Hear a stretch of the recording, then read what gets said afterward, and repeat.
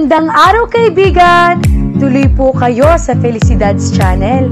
Sa mga kwento ng buhay at pag-ibig na hinalukay sa natatagong baul ni Felicidad. Pero bago po tayo magpatuloy, huwag niyo pong kalilimutan na i-like ang video, i-subscribe ang channel, at i-click ang notification bell para lagi kayong updated sa mga parating pa na upload.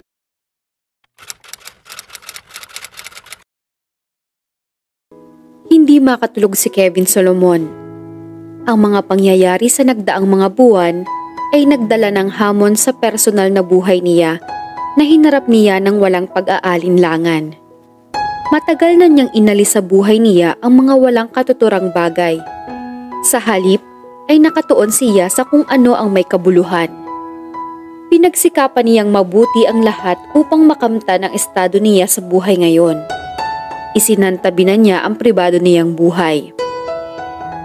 Kilala siyang babaero, ngunit sa mga babaeng naugnay sa kanya, ay isa lang ang kanyang tunay na inibig. And he treated her so carelessly that she had fallen in love with someone else. 33 taong gulang na siya, ngunit ni minsan ay hindi pa sumagi sa isip niya ang pagpapakasal. Loner ba siya? O takot lang talaga sa commitment? Napabuntong hininga siya. Napagod siya sa kakaisip. Hindi siya sanay sa ganoon. All his life, he had been a doer rather than a thinker. A great sportsman, a dynamic and cold-blooded businessman. Tumayo siya mula sa pagkakahiga at hindi na sinubukan pang matulog. Nagbihis siya at naglakad-lakad sa kanyang high-rise condominium sa Singapore. Hindi pansin ang marangyang kapaligiran ng isang bilyonaryo na ngayon ay tila walang kahulugan sa kanya. Inamin niya noon sa kanyang pinsan at pinagkakatiwala ang kaibigang si Steve na sa ganoong edad ay gusto niyang may asawa at anak na siya. Pero hindi sa sino mang babae na hangad lang ay ang kayamanan niya. For such a woman would only raise her child with the same shallow, self-seeking values. Pero hindi pa huli para bumuo ka ng isang pamilya. Minsan ay sabi ni Steve sa kanya, "Gawin mo ang gusto mo, Kevin. Hindi iyong alam mong kinakailangan." Bumalik siya sa kanyang kwarto nang marinig niya ang pagtunog ng cellphone niya. Sino sa mga tauhan niya ang tatawag ng hating gabi? Ang security chief niyang si Ricky ang nasa kabilang linya nang sagutin niya ang tawag. Nanggalaiti siya sa ibinalita nito. Nilooban daw ang mansyon niya sa Baguio, ang Hemming Hall. Ninakaw ang isang painting na nagkakahalaga ng 5 milyong piso. Ayon pa rito, inside job daw ang nangyari. Hindi siya madaling magalit, pero patas siya. Magandang pasweldo at maayos na pagtrato ang iginagawad niya sa kanyang mga empleyado. Kapalit niyon ay inaasahan niya ang katapatan ng mga ito. Sisiguruhin niyang pagkatapos matukoy kung sino ang salarin ay magbabayad iyon sa batas. Pagkaraan ng ilang sandali, dahan-dahang humupa ang kanyang pagkayamot. A grim smile began to tug at his handsome mouth.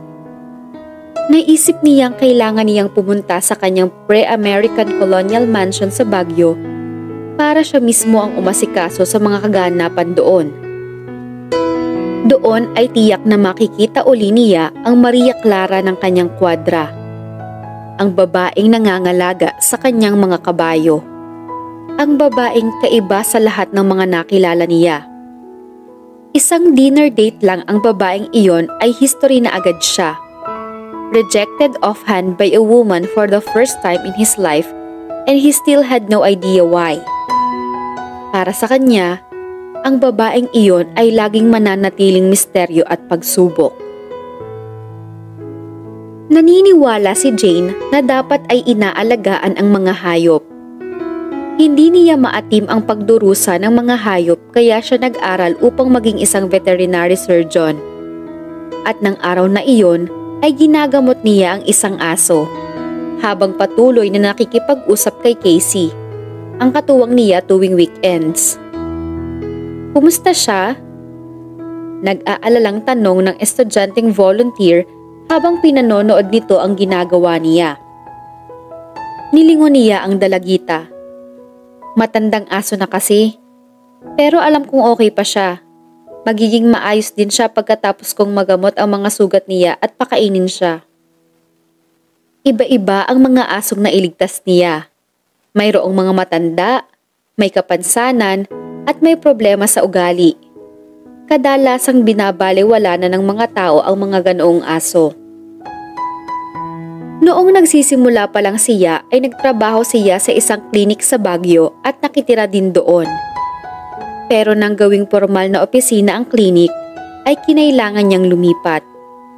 Mabuti na lang at nakahanap siya ng mauupahan sa labas ng bayan. Isang bahay na may kanugnog na barong-barong. Kahit na maliit ang bahay ay mayroon iyong katabing bukid. Pinayagan siya ng kanyang landlord na magbukas ng isang animal sanctuary. Sapat ang kinikita niya sa propesyon niya, ngunit lagi pa rin siyang gipit sa pera. Gumagastos kasi siya para sa pagkain at medisina ng mga hayop. Pero masaya siya. Mahiyain siya, lalo na kung lalaki ang kaharap niya. Naging ganoon siya dahil sa isang hindi kanais-nais na karanasan na nag-iwan ng malalim na sugat sa kanyang pagkatao noong nasa universidad siya. Sinusubukan naman niyang makisalamuha sa ibang tao. Pero mas kampante talaga siya kung may 4 na paa ang nakakasalamuha niya. Maya-maya ay may humintong sasakyan sa labas ng kubo. "Miss Jane, ang tatay po ninyo." Pahayag ni Casey pagkatapos tingnan kung sino ang dumating. Bihirang bumisita tuwing linggo ang ama niyang si Ross Marquez at umaga pa, kaya nagulat siya. Pero regular na bumibisita ito at tumutulong sa kanya. A silent man in his 50s. Ito ang nagpursige sa kanya na tapusin ang kanyang pag-aaral kahit ang sabi ng iba ay mataas ang ganoong pangarap. Sa ganoong suporta niya na patunayan ang tunay na pagmamahal at katapatan ng isang ama, kahit pa hindi siya tunay na anak nito. Isang sekreto iyon na iilan lang ang nakakaalam sa labas ng pamilya. "Andyan na ako, sandali pa."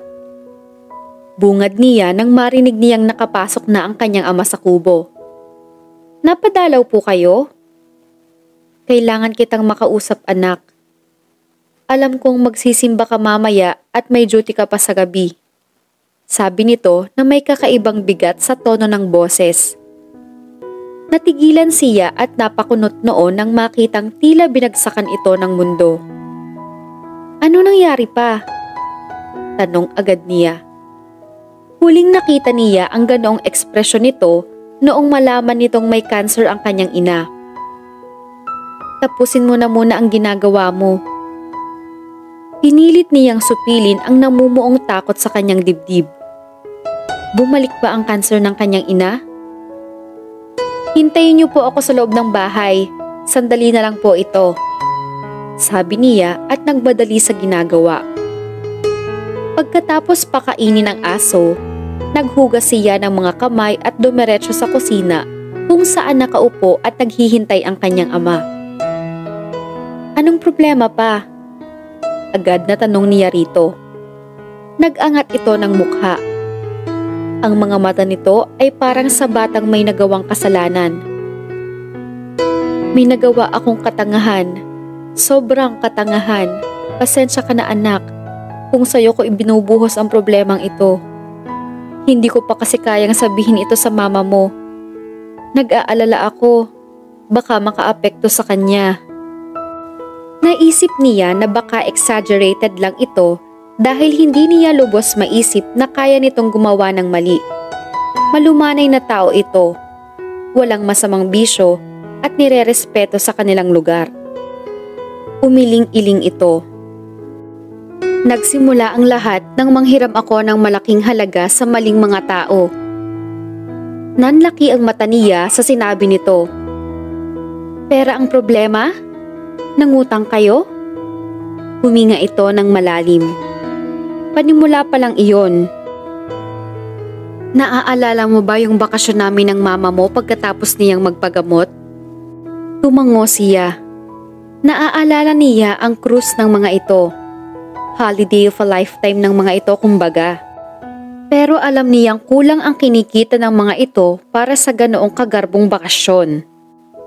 Nagulat ako dati na natustusan ninyo iyon. Pero sabi ninyo, galing iyon sa ipon ninyo. Umiling uli ito. Halatang nahihiya sa ipinaaalala niya. Nagsinungaling ako. Wala akong ipon. Kanino po kayo umutang?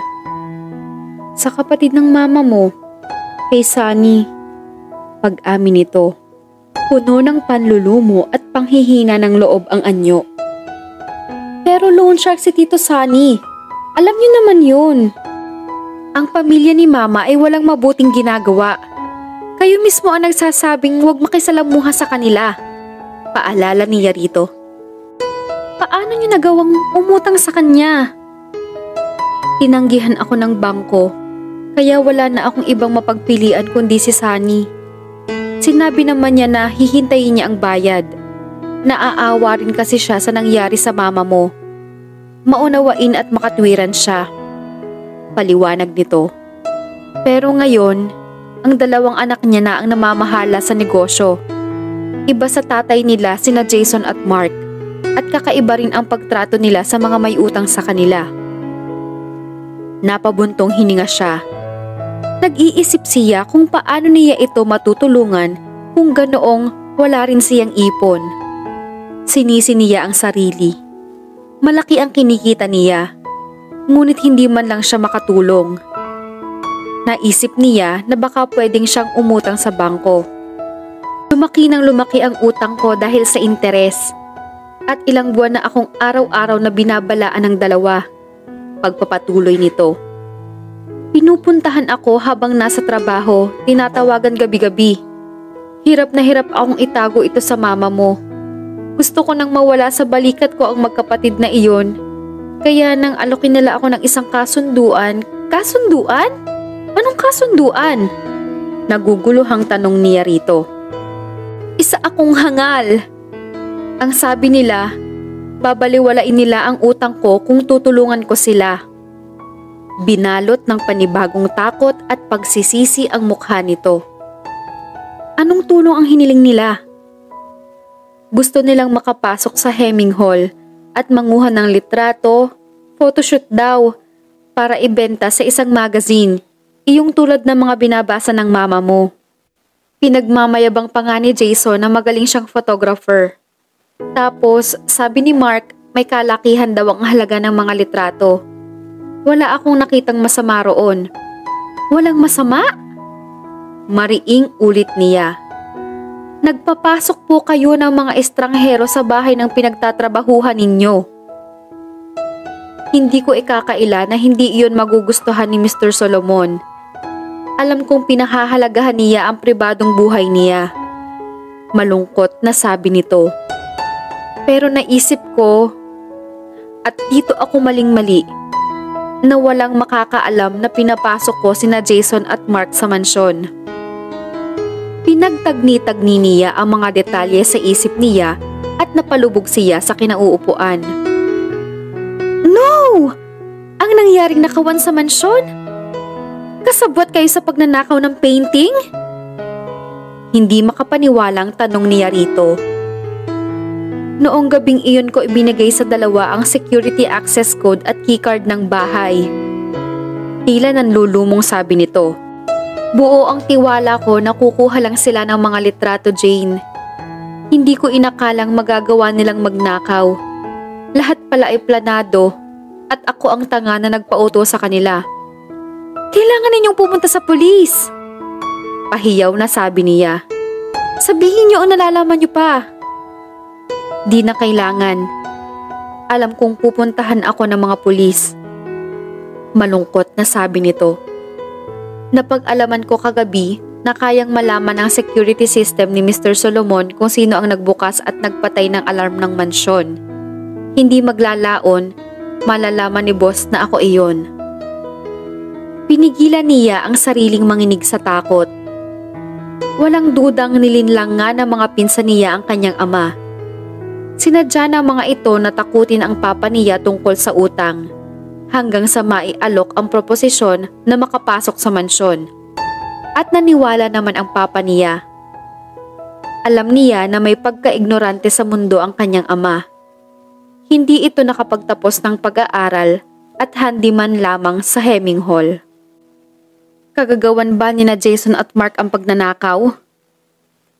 Wala akong alam sa mga nangyari ng gabing iyon. Ibinigay ko lang sa kanila ang security access codes at keycard. At ibinalik din sa akin agad kinaumagahan. Tila nagsusumbong na sabi nito. Pagkatapos ng isang linggo, ay binalaan ako ng dalawa na itikom ang bibig ko. Tinanong ko sila tungkol sa nanaganap na nakawan. Pero sabi nila, wala silang kinalaman doon. Sumagi sa isip niya si Kevin Solomon. Hindi ito ang tipo na magpapalampas ng ganoong kasalanan. Kahit pa 40 taon nang nagtatrabaho sa Hemming Hall ang kanyang ama at malinis ang reputasyon nito, ang basihan pa rin ay ang nagawang kasalanan. At iyon lamang ang titingnan ng batas. Bago nagpaalam ang kanyang ama, ay pinakiusapan siya nito na huwag munang banggitin sa mama niya ang kanilang pinag-usapan. Kailangan niyo pong sabihin agad ito kay mama. Mariing pagtutol niya. Mas lalala ang sitwasyon kung biglang lilitaw ang mga pulis at wala siyang kaalam-alam. Binigo ko siya. Malungkot na sabi nito. Namuo ang mga luha sa mga mata. Hindi nararapat sa kanya ang ganito. Kailangan ba niyang kausapin si Kevin Solomon tungkol doon? Sa kasawiang palad, naisip niya ang pangit na pagtatagpo nila noon. Inimbitahan siya noon ni Kevin na lumabas. Hindi siya makatanggi dahil trabahador nito ang kanyang ama. Importanteng kliyente rin ito ng kanyang pinagtatrabahuhan. Nag-iinit pa rin ang kanyang mukha tuwing naiisip niya ang disastrous na gabing iyon, kung saan lahat ng hindi dapat mangyari ay nangyari. Hindi na uli siya nito ni Yayang lumabas. Ngayon ay pilit na iniiwasan niyang bumisita sa Hemming Hall tuwing naroon si Kevin. Lagi siyang nagiging self-conscious at tila nawawala ng loob at tiwala sa sarili kapag nakikita ito. Hindi dahil marahas o walang galang si Kevin sa kanya. Sa katunayan, ay wala siyang ibang kilalang tao na may mas kaaya-ayang ugali maliban dito. Pero laging mayroong kakaiba sa katauhan nito na nakadarama siya ng pagkaasiwa. Na tila katawa-tawa siya sa mga mata nito. Hindi niya kailanman maintindihan kung bakit siya niyaya nito noon sa isang date. Hindi naman niya ka-level ang mga socialite at starlet, malalandi at nababalot na mga palamuti ng mga babaeng nag-aaliw rito. Bantog ang reputasyon nito bilang babaero. Alam na alam niya iyon. Lalo na at kapitbahay ng kanyang mga magulang ang dating katulong nito na si Dahlia. Ikinukwento ni Dahlia ang mga wild party at ang haliparot na mga babaeng nanggagaling pa sa ibang bansa. Si Kevin din ang laging usap-usapan sa bayan pagkatapos nitong bilhin ng Hemming Hall. At kung minsan ay may artikulo pa tungkol dito na nasusulat sa mga tabloid. Ilang beses na rin na siya mismo ang nakakakita na may 2 o higit pang mga babae ang lumalapit dito. At hindi na siya magtataka kung totoo nga ang mga haka-haka na nag-aaliw ito ng higit sa isang babae sa kama. Sa lahat ng iyon, kahit pa wala ang mga iskandalo, maliwanag sa kanya na magkalayo ang landas nilang dalawa, sa hitsura at estado pa lang. Naniniwala siya na walang magandang kahihinatnan ang isang relasyon na malaki ang kaibahan ng bawat isa. Sa palagay niya, dapat ay nirerespeto ang linyang naghihiwalay sa mga taong magkaiba ng pamumuhay. Ang kanyang ina mismo ay nagbayad ng malaki ng mga has ito na tumalon sa linya noong dalaga pa ito. Ang paniniwala niyang iyon ay lalo pang tinuldukan ng isang disastrous dinner date. Dinala siya ni Kevin sa isang maliit ngunit exclusive restaurant. Napansin agad niya na parang basahan ang suot niya kumpara sa suot ng mga babaeng nandoon. Pagkatapos, kinailangan pang isali ni Kevin sa wika niya ang menu dahil banyaga ang mga nakasulat doon.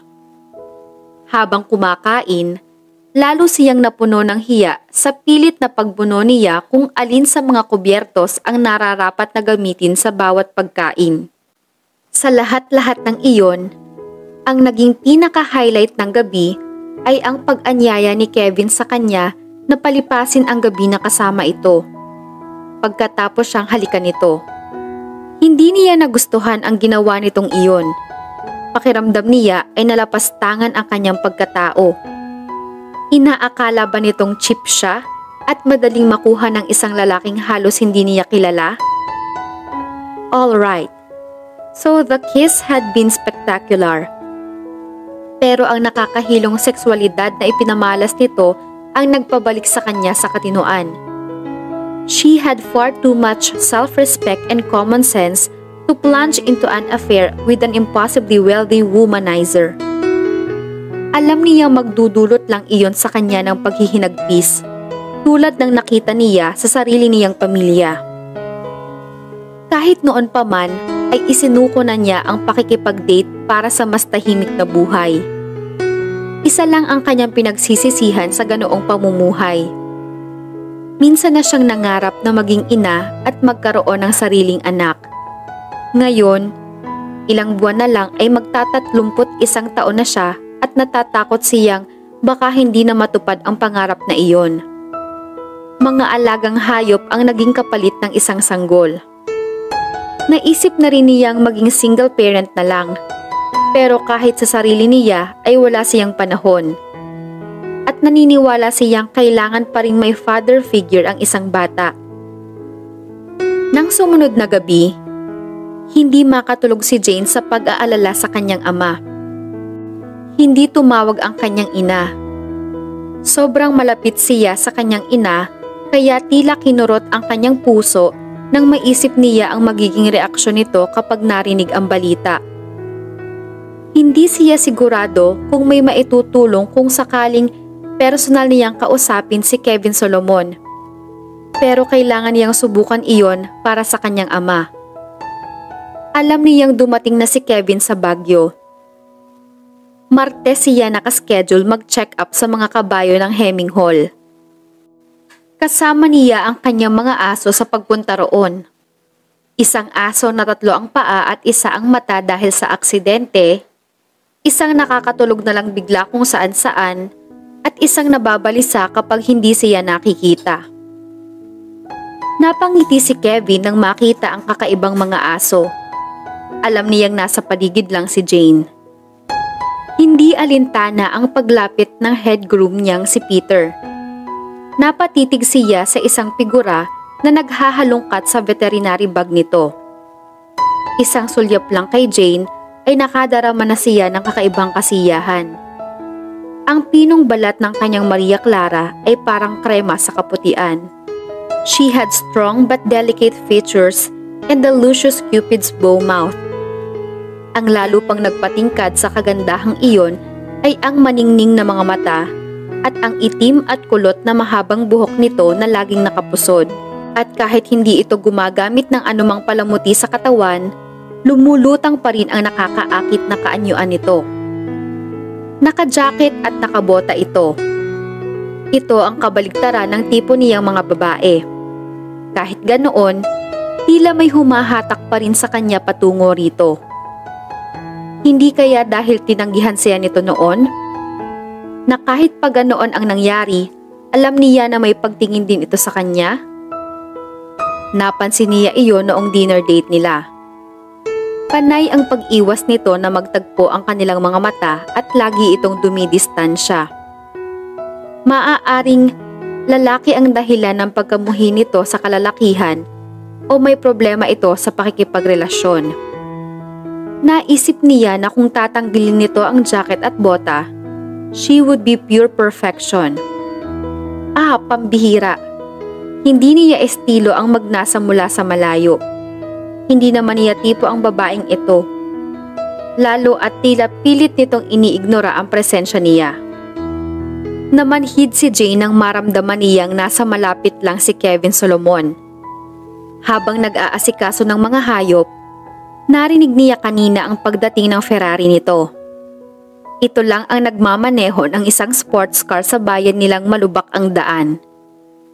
Dahan-dahan siyang lumingon at nakitang nakikipag-usap ito kay Peter. Sinamantala niya ang pagkakataon. Kakaibang pagkahalina pa rin ang nadarama niya tuwing nakikita niya ito. Hindi maikakailang elegante at gwapo ito. Parang sa isang atleta ang tindig nito. Mahigit 6 na talampakan ang taas, maiksi ang itim na buhok, matangos ang ilong at nakakaakit ang mga labi na siguradong mapapalingon uli ang kahit sinong babae kapag nasulyapan. Maliban sa maliit na peklat sa parteng sintido, walang bahid ang kayumangging balat nito. Nanlamig siya nang maalala ang sarili niyang peklat sa katawan. Bumalik siya sa kanyang ginagawa at inisip kung paano sisimulan ang sasabihin niya kay Kevin. Jane. Marahang pagbati ni Kevin sa kanya. Nag-init ang mga pisngi niya. Nilingon niya ito. Mr. Solomon. Hindi niya magawang tawagin ito sa pangalan nito kahit sinabihan na siya nito na Kevin na lang ang itawag niya rito. Natapos na siya sa mga gawain at mabagal na tinungo na ang daan pa uwi. Medyo nalulungkot siya dahil hindi nakipag-usap si Kevin sa kanya. Tumuwid siya ng tayo at lakas loob na bumalik. Gusto sana kitang makausap, Kevin. Halatang nasorpresa ito sa pagtawag niya rito sa pangalan nito. Tinitigan siya nito dahilan para mag-init uli ang mga pisngi niya. Sige. Babalikan kita, sambit nito. At walang kasing haba na sandali ang kanyang paghihintay. Ang masama, wala pa rin siyang naiisip na sasabihin dito. Baka pwede natin itong pag-usapan over dinner. Nagagalak na suwestyon ni Kevin. Nasaktan uli ang pride ni Jane. Anong akala nito? Papayag siya? Buong tapang na hinarap niya ito. Hindi. Sorry, pero hindi magiging akma iyon. Tungkol sa pamilya ko ang kailangan kong sabihin. Ang pamilya mo? Nakakunot noong tinitigan siya nito. Sandaling nawala siya sa konsentrasyon sa mapang-akit na titig nito. Iniiwas niya ang kanyang paningin at inilibot sa mga tauhang nasa paligid.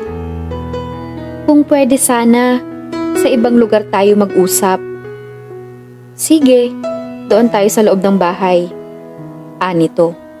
Sumakay na ito sa sports car nito. Sumakay na rin siya sa lumang pick-up truck niya pagkatapos akayin ang mga aso papasok doon. Wala siyang pakialam kung nagugusot man ang damit niya dahil sa magugulong mga aso. Itinabi niya ang truck sa Ferrari pagdating nila sa tapat ng napakalaking mansyon. Gawa sa hinubog na mga bato at pinalilibutan ng makikintab na bintana kung saan pumapasok ang sinag ng araw. Ang Hemming Hall ay may natatanging alindog. Dati, inimbitahan silang mag-ina ni Dahlia sa loob ng kusina. Pero ni minsan ay hindi pa siya nakatapak sa loob ng main house. Dating pagmamay-ari ng prominenteng pamilya Mission ang Hemming Hall, ngunit ibinenta dahil sa pangangailangan sa pera, 6 na taon na ang nakararaan. Nang bilhin iyon ni Kevin Solomon, ipinaayos nito ang bahay, ginawang moderno ang paraan ng pagsasaka ng mga tauhan, at pinalago ang negosyo sa kabayo. Si Junjun, ang kapalit ni Dahlia pagkatapos mag-retire ng babae, ang gumiya sa kanya papasok sa bahay. Hindi niya napigilang mamangha sa kagandahan ng loob ng mansyon. Pinapasok siya sa isang opisina na moderno ang pagkakaayos. Salungat sa makalumang disenyo ng pader at kung saan matatanaw sa labas ang hardin. Tungkol kamo sa pamilya mo ang gusto mong pag-usapan natin? Bungad ni Kevin na parang hindi makapaghintay. Nakasandal sa mesa ito. Ang tatay at mga kapatid ko ay nagtatrabaho dito sa lupain mo, sagot niya. I was aware of those facts. Sinabi sa akin ng manager ko noong una kitang nakita. Itinaas niya ang kanyang noo at itinuwid ang mga balikat. Iniiwasan pa rin niyang magtagpo ang kanilang mga paningin. Huminga siya ng malalim. May kailangan akong sabihin sa iyo at may kinalaman ito sa nakawang naganap dito. Nagtiimbagang ito. Ang ninakaw na painting ko? Pakiramdam niya ay nawala ng kulay ang kanyang mukha sa pagkakatitig nito sa kanya. I'm afraid so. Kung may nalalaman ka, bakit hindi ka pumunta sa polis? Naramdaman niya ang pamumuo ng kanyang pawis. Tinanggal niya ang kanyang jacket at inilapag iyon sa upuan. Kasi may kinalaman ang tatay ko at pinili ko na ikaw muna ang makausap. Tila mabilis naman itong napagdugtong-dugtong ang mga detalye. Pinagkakatiwalaan nito ang kanyang ama na maglabas-masok sa mansyon para magkumpuni ng mga bagay-bagay roon. Kung tinulungan ng tatay mo ang mga magnanakaw, you're wasting your time looking to me for sympathy. Let me explain what happened first. Nalaman ko lang ito kahapon. Last year, na-diagnose na may breast cancer ang nanay ko. It was a very stressful time for my family, sabi niya rito. Nahahabag ako sa naging sitwasyon ng nanay mo. Pero hindi ko makita ang koneksyon nun sa akin at sa nawala kong painting. Tila walang emosyong sabi nito. Kung makinig ka sana muna, hindi. Mas nararapat na tumawag na ako ngayon ng pulis at sila na ang magtanong ng tungkol dito. Trabaho nila iyon, hindi sa akin. Tutol nito habang inaabot ang telepono. I'm not comfortable with this conversation. Please, huwag mo munang tawagan ang mga pulis. Nagpapanik na sabi niya. Sinubukang ipagitna ang sarili sa telepono at kay Kevin.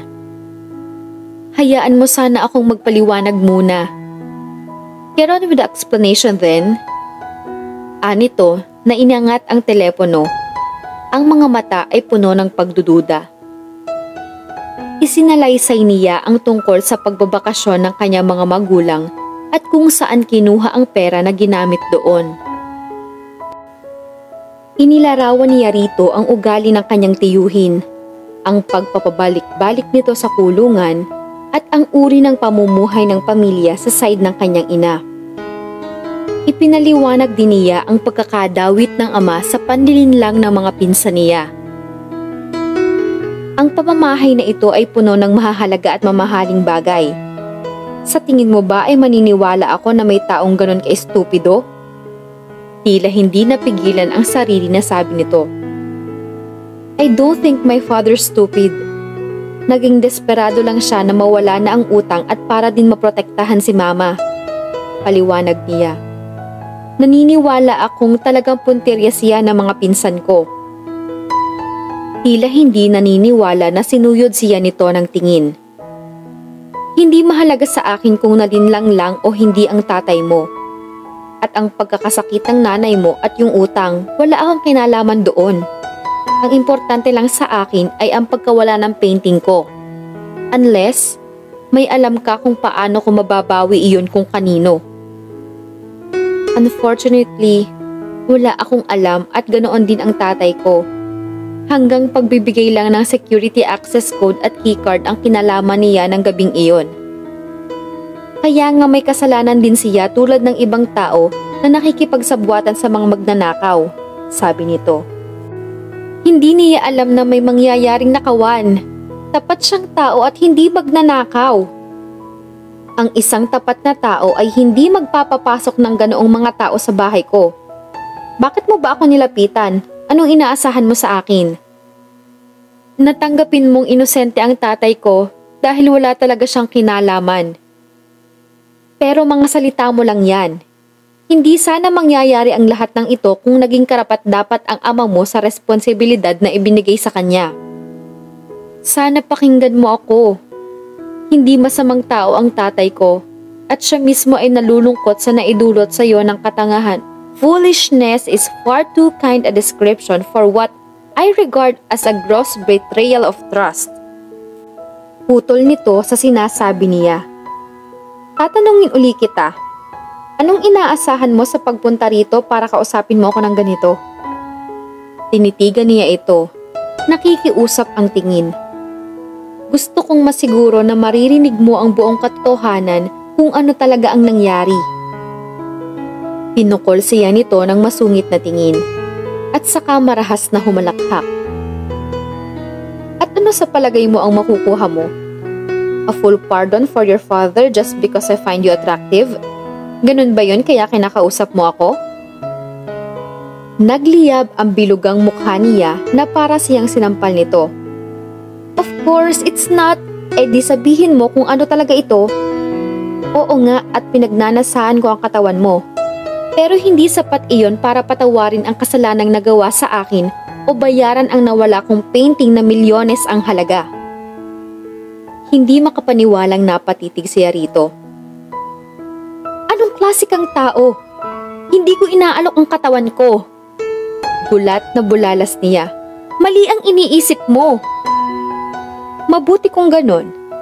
Dahil kahit na ano pang chismis ang sinasabi ng mga tabloid tungkol sa akin, ay hindi ako nakikihalubilo sa mga babaeng naglalagay ng presyo sa kanilang katawan at lalong hindi ako nagbabayad para sa aliw.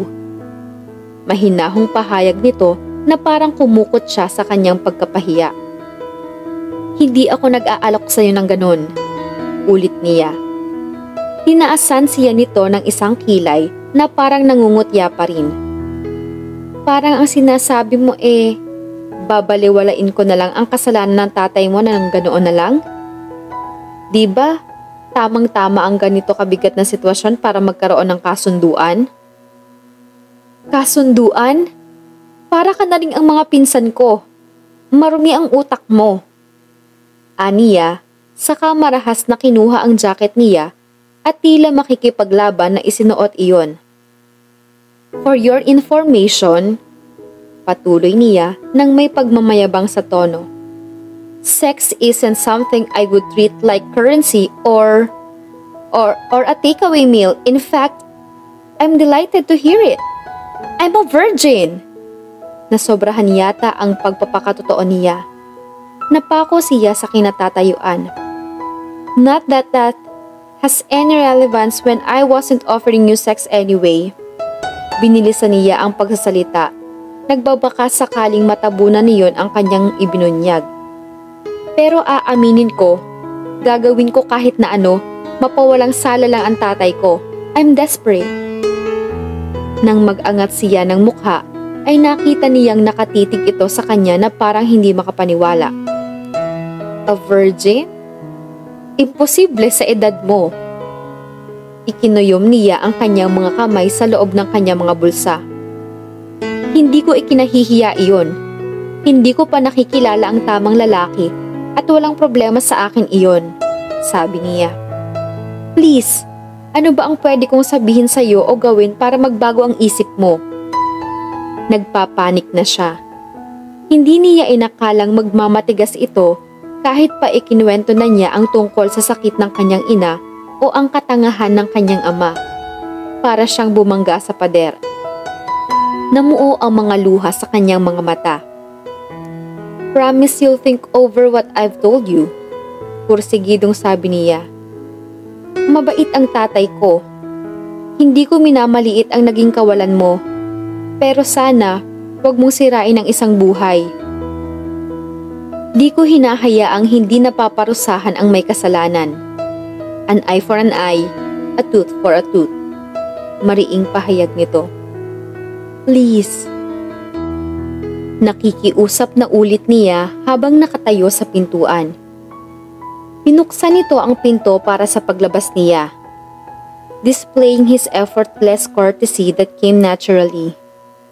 Hindi magbabago ang isip ko, pero hindi ko tatawagan ang mga pulis tungkol sa mga sinabi mo hanggang sa umaga. Pahabol nito. Mula sa bintana ng mansyon ay tiningnan ni Kevin ang papalayong si Jane sakay ng lumang truck nito. Gagawin ko kahit na ano. Umaalingaw-ngaw sa isip niya ang mga sinabing iyon ni Jane at naisip niya ang isang bagay na gustong-gusto niyang magkaroon. Nababaliw na ba siya para isama sa mga ambisyon niya ang babaeng iyon? Pero gusto pa rin niya si Jane Marquez. Hindi lang dahil sa pagnanasa, kundi pati sa mga praktikal na katangian nito na wala sa ibang babaeng nakilala niya. Masipag sa trabaho, sobrang tapat sa pamilya, mapag-alaga sa mga hayop, hindi gold digger dahil kahit siya mismo ay nabigong dalhin ito sa kanyang kama. Indeed, she had good strong standards and he liked that about her. Napangiti siya at nagpush siyang bigyan ng isang pagkakataon si Jane. Tinawagan niya ito kinagabihan. Hello, si Kevin ito. Pakilala niya nang sagutin nito ang tawag niya. Yes? Maingat na sagot nito. Pwede ka bang bumalik dito sa bahay bukas ng umaga? I have a proposition. A proposition? Ulit nito. Anong klaseng proposition? Bagay na hindi mapag-uusapan sa telepono. Mahinang sagot niya. Maaasahan ba kita bukas? Sige, wala naman akong trabaho bukas. Magiliw na binati si Jane ni Junjun pagdating niya sa Hemming Hall. Pinapasok siya nito sa reception room na nababalutan ng magarbong itim at lila. Napapalibutan ang paligid ng makikinis na sofa, kristal na mga mesa at modernong sining. Bumalik ang matanda pagkaraan ng ilang minuto na may dalang kape at biskwit. Paparating na raw ang boss nito. Hawak ang tasa ng kape. Pinusisi niya ang isang abstract painting. Hindi niya mawari kung larawan ba iyon ng isang mukha dahil para iyong nilamutak. Iniisip niyang mga tradisyonal na painting tulad ng landscapes at mga hayop ang mas tipo niya nang tumunog ang cellphone niya. Inilapag niya ang tasa sa mesa at dali-dali niyang sinagot ang tawag nang malamang ang kanyang ina ang tumatawag. Umiiyak ito. Sinabi na rito ng papa niya ang buong katotohanan at ngayon ay emosyonal ito dahil sigurado raw na mabibilanggo ang kanyang ama. Dahil sa bakasyon na iyon na hindi ko naman kailangan. Tumatangis na sabi nito. At ngayon, mawawala pa ang bahay natin. Napakunot noo siya. Anong sinasabi niyo, ma? Sa ginawa ng tatay mo kay Mr. Solomon, malamang ay hindi na tayo patitirahin sa lupain niya. Daing nito. 18 pa lang ako, ay dito na ako nakatira at hindi ko kayang mawala ang tahanan natin. At paano na ang trabaho ng mga kapatid mo sa Hemming? Siguradong palalayasin tayo rito. Kilala niya ang kanyang ina na laging nakakaisip ng kung ano-ano. Kaya sinubukan niya ang lahat ng pampagaan ng loob. Pagkatapos magpaalam sa ina at mangakong tatawag uli, namataan niya na pinanonood siya ni Kevin. Napatitig siya rito. Nakaitim na business suit ito. Nang mga sandaling iyon ay naisip niya kung gaano kagwapo ito. Lalo pang nagpatingkad sa pagkalalaki nito ang manipis na bigote at balbas nito. Si Mama, nasabi na ni Papa ang lahat. Paliwanag niya. Biglang nag-init ang mga pisngi niya sa iniisip niya kanina. She's very upset. I'm sure she must be. Isang kasunduan, sabi mo? Sambit niya, namulsa para itago ang takot. Pakinggan mo ako, saka ka magbigay ng sagot. Dahan-dahang sabi nito. At tandaan mo na pagkatapos nitong kasunduan natin, you would be in a most advantageous position. Napuno ng misteryo ang isip niya, saka dahan-dahang tumango. May naisip akong paraan kung paano mo ako matutulungan at hindi ko na ipapakulong ang tatay mo. Pagpapatuloy nito. Nabuhayan siya ng loob. Alright, tell me, ano ang maitutulong ko sa'yo? Gusto kong magkaroon ng anak pero sa paraang hindi konbensyonal. Paliwanag nito na ikinataas ng isang kilay niya. Naniniwala akong wala na akong makakatagpong babaeng makakasama habang buhay. Mas kaya kong panghawakan ng isang relasyon at pagpapakasal kung praktikal ang pundasyon niyon. Napakunot noo siya. Paano magiging praktikal ang pagpapakasal? Naguguluhang tanong niya at inisip na baka mali ang pagkakaintindi niya sa sinabi nito. Hindi siya makapaniwala na pagpapakasal ang pinag-uusapan nila. Kung iyon ay walang koneksyon sa mga bagay na tulad ng pag-ibig, romance at walang hanggan. Sagot nito. Kung papayag kang magkaroon ng anak sa akin, pakakasalan kita. Makakamit mo ang iyong kalayaan pagkatapos ng ilang taon at sisiguruhin kong hindi ka na mamomroblema sa pera. Pinukol niya ito ng matalim na tingin. Huwag mong sabihing seryoso ka. Bata ka pa, gwapo at mayaman, sabi niya. Sigurado akong maraming babae ang gusto kang pakasalan at bigyan ng anak. Ayoko ng isang gold digger na asawa o isang hindi kaaya-ayang ina para sa aking anak. I want an intelligent, independent woman who will accept my terms and know to expect nothing more lasting from me. Napatuwid siya sa mga narinig. Pero kung hindi ka handa para sa isang long-term relationship, why on earth do you want a child? Magkaiba ang dalawa. Pananatilihin ko ang relasyon ko sa bata. Umiling-iling siya. Hindi yata niya kaya ang ganoon. Gustong-gusto mo na bang magkaanak at hindi mo na mahintay ang tamang babae para sa'yo? Oo, gusto kong magkaroon na ng anak, sagot nito. Pero hindi lang iyon ang buong kwento. Sabi ko nga, sarkastikong sabi niya. Nanggaling ako sa isang mahabang linya ng mga Solomon at ipinagmamalaki iyon ng lolo ko.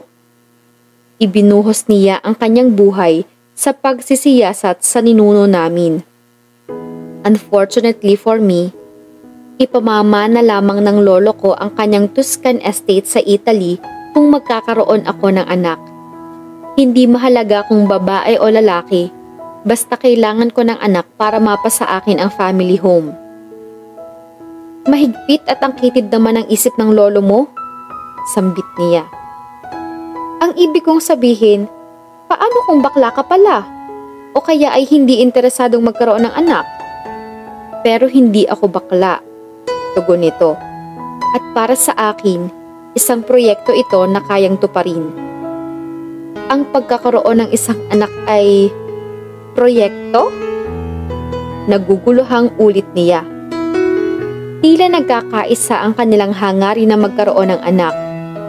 Praktikal nga lang ang rason nito, habang siya ay gusto niya ng may mamahalin at makakasamang anak habang buhay. Mali ang pagsisilang ng isang bata para lang makakuha ka ng mana. Isang anggulo lang yan. Gusto ko rin na ang magiging anak ko ay magkaroon ng magandang edukasyon, mapag-arugang pamilya at mamanahin ang lahat ng aking mga ari-arian, sabi nito. Ang magiging anak ko ay magkakaroon ng magandang buhay. Bakit hindi ka nalang kumuha ng isang surrogate mother? Tanong niya. Mas may sense iyon, di ba? Pero hindi iyon naaayon sa gusto ko. Lumaki ako na may konserbatibong pananaw at ang gusto ko ay makakaranas ng kahit paano ay normal na relasyon ng mga magulang ang anak ko. Gusto kong maranasan niya ang pagmamahal at pag-aaruga ng isang ina. Lumaki akong walang ina. Paglalahad nito. Ayokong mangyari sa sarili kong anak ang ganoon. E di ang gusto mo ay magkaroon ka ng full custody sa bata. Hindi. Kahit shared custody at visiting rights lang. Naniniwala akong kailangan ng isang bata ang kanyang ina at ama. Dagdag niya. Naisip niya ang kanyang kabataan na naghahangad ng atensyon ng isang tatay. Of course, pagsuko nito. Nagbago ang tono ng boses nito na tila may nasaling na hindi ka nais-nais na nakaraan. Bumuntong hininga siya. Imposible at isang kahibangan ang sinasabi nito sa kanya. Naiisip pa lang niya ay naninikip na ang kanyang sikmura sa kahihiyan. Hindi ko kayang pakasalan ka. Mabilis na pahayag niya. Tiningnan siya nito ng matagal. Pakatandaan mo na ito lang ang pwede mong pagpilian at wala ng iba. Pero hindi naman makatwiran to. I disagree. Kumislap ang mga mata nito. Ang kapalit, malaki ang isasakripisyo ko sa hindi pagpaparusa sa tatay mo, pati na sa mga kasabwat niyang magnanakaw. Tatanggapin kong nawala na ang painting ko na walang kabayarang pera. Sa ganoon, ay hindi na rin ako magsusumbong sa pulis o gagawa ng insurance claim. Napalunok siya. Seryoso nga ito. Gusto nitong may maging kapalit ang nawalang painting. At ang pinakagusto nito ngayon ay magkaroon ng anak at ayaw nitong natatalo sa anumang negosasyon. Kung titingnan ang katauhan nito, mas akma nga ang ganoong kasunduan para sa isang businessman na katulad nito. Ang pagkakaroon ng isang nagpapanggap na asawa ay hindi na masyadong kailangan pang bigyan ng oras at atensyon. At sa point of view naman ng practical wife, inisip niya ang sitwasyon. Ang binabalak ba nito ay mas nakakababa pa kaysa iniisip niyang mabuntis through artificial means? Kahit na gustong-gusto niyang magkaanak, hindi niya lubos maisip na pumunta sa isang sperm bank at magkaroon ng anak sa isang lalaki na wala siyang kaalam-alam sa pagkatao niyon. If I wasn't so attracted to you, I wouldn't be giving you this option. Pabulong na sabi nito na tila humaplos sa kanyang pandinig. Para siyang pinaulanan ng bala at walang mapagkublihan. Sinasabi ng isip niya na mali ang lahat ng iyon. Pero sa isang banda, kung iyon lang ang natatanging paraan, kung hindi tayo magkakasundo, ay tatawag na ako ng pulis. Marahang sabi nito sa malamig na boses. Hawak ko na ang pruweba laban sa iyong ama. For goodness sake, hindi mo pwedeng pilitin ang isang babae na magkaroon ng anak sa'yo nang walang relationship na namamagitan. Angal niya. Bakit hindi? Maraming babae ang nagpapakasal at nagkakaroon ng anak sa lalaking hindi nila mahal. Marriage is a legal contract for good reasons. Maraming babae ang nagpapakasal para sa pera, seguridad at estado sa buhay. Giit nito. Kung iisipin mo, hindi kita hinihinga ng malaking sakripisyo. Naisip niyang tipikal sa pagkatao nito ang ganoong proposisyon. Pero kabaligtaran iyon ng kanyang pagkatao. Is that so? Yes, that is so. Sa pagkakaalam ko, wala kang boyfriend na magpapakomplika sa sitwasyon at ako rin ay walang karelasyon. Kapag naging asawa kita, sinisiguro ko sa iyo na rerespetuhin kita at ibibigay ko ang iyong mga pangangailangan. Ang bahay na ito ay magiging iyong tahanan at ang iyong pamumuhay ay magpapatuloy na parang walang nagbago.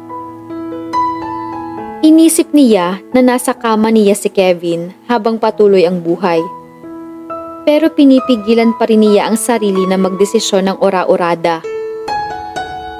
Baka inaalala mo ang pagbubuntis. Hindi, pakli niya. Sa edad kong ito, gusto ko na ring magkaroon ng anak. Pero naisip mo ba?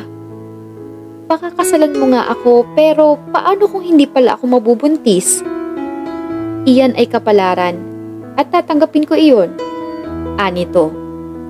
Sumilip ang araw mula sa bintana at nabalutan ng sinag ang matipunong lalaking nasa harap niya. Naisip niyang hindi niya kayang makulong ang kanyang ama at masira pati ang pagkakabuklod ng kanilang pamilya. Noon pa man ay nangako na si Ross Marquez na aalagaan nito si Jane na parang tunay na anak. Malaki ang isinugal nito nang pakasalan nito ang kanyang ina. Noon kasi ay hindi tanggap ng mga tao, lalo na sa probinsya, ang pagkakaroon ng anak na walang asawa.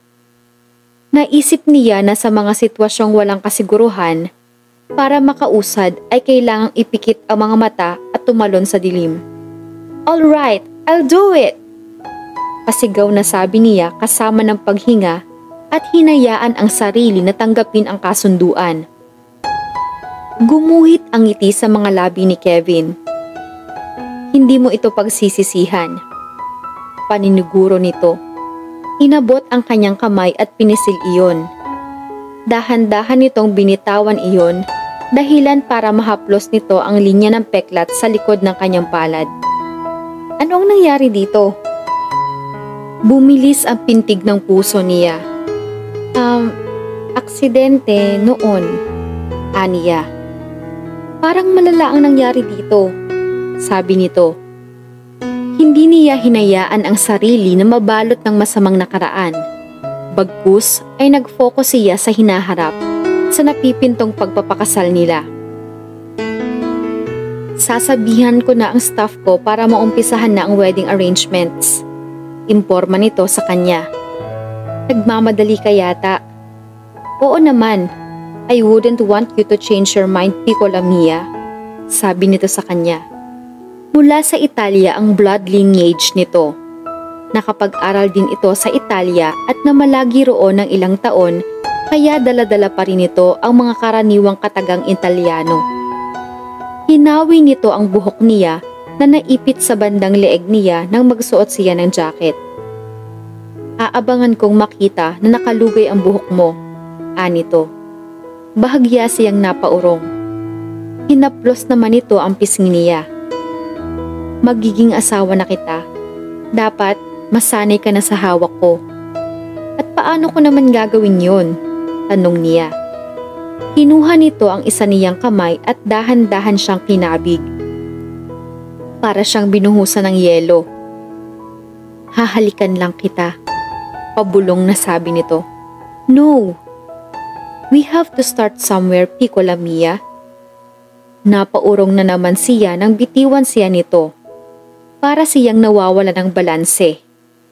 Naiisip niyang kung hindi niya kayang makipaghalikan dito, ay hindi na nito ipagpapatuloy ang kanilang kasunduan.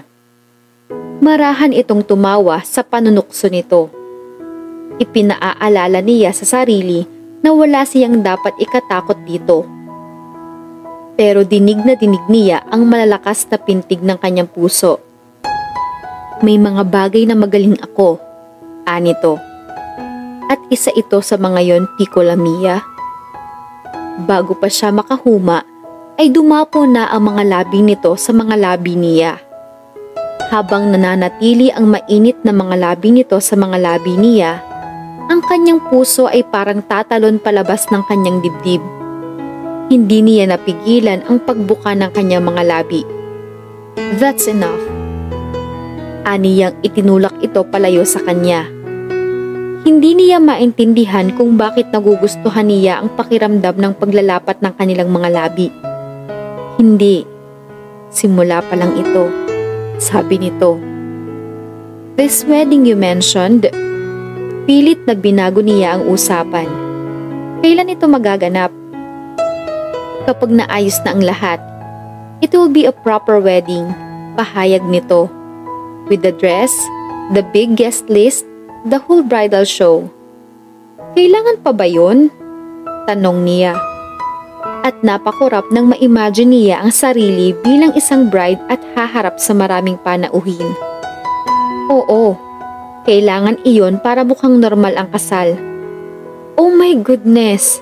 Ano ang sasabihin ko sa pamilya ko? Yung hindi totoo. Tayo lang dapat ang nakakaalam ng lahat. Pagpapaalala nito. Pero alam niyang sasabihin niya ang katotohanan sa kanyang mama at ang edited version naman sa kanyang papa para hindi ito mag-alala at hindi nito sisihin ang sarili. Huminga siya ng malalim at inisip ang mga positibong aspeto ng kasunduang iyon. Hindi na makukulong ang kanyang ama at mananatiling buo ang kanilang pamilya. Higit sa lahat, magkakaroon siya ng anak na kanyang pinapangarap.